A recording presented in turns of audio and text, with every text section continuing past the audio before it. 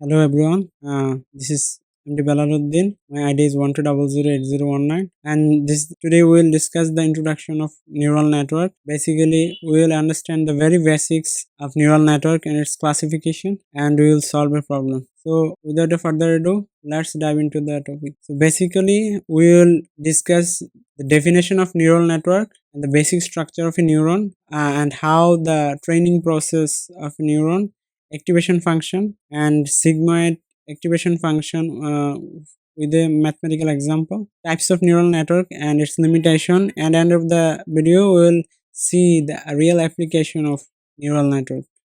So what is neural network? Actually, it is inspired and created based on the functionality of human brain. We human learn from observation, what we see, what we observe, and then take our decision based on the observation. So also like this way, neural network also works. Neural network learns from data, adjusts words to minimize errors, and it's how it works. Actually, it takes some inputs and then process and then generate an output.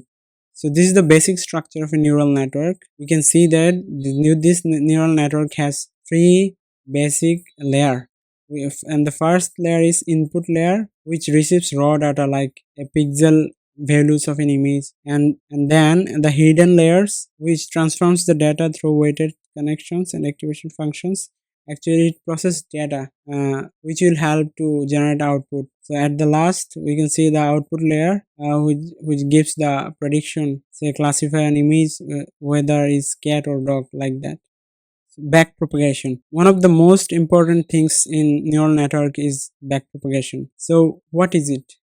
It's the process of learning from mistakes, as we human do. Neural networks also predicts some output and then see how the result is, how closely correct. First of all, it takes some input and makes some prediction, which is called forward pass. Then it calculates the error, or called loss calculation. Then it again go back from the very beginning. It's called backward pass, and again calculates which weight contributes the error. So and updates the error and recalculate the output.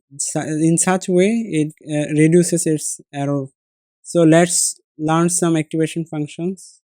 So what is actually activation function is? Actually, activation functions are the functions which introduce non-linearity. So why do you need this? Because without activation function, the neural network becomes very linear, which cannot process complex data.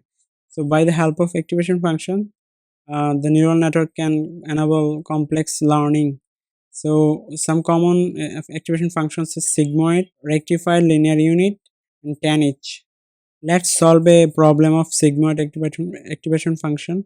We can see the rule of activation function, which is 1 by 1 plus e to the power minus z. So here z is the weighted sum. So given problem, input x1 and x2 and weights w1 and w2, and there is a bias which is minus 0.2. So at first we calculate the weighted sum, z equals to, we get 0.27, and then we apply this value in the sigmoid function rule, and we can see the output is 0.567, which is equals to 57. It means that the neural network predicts something 57% right.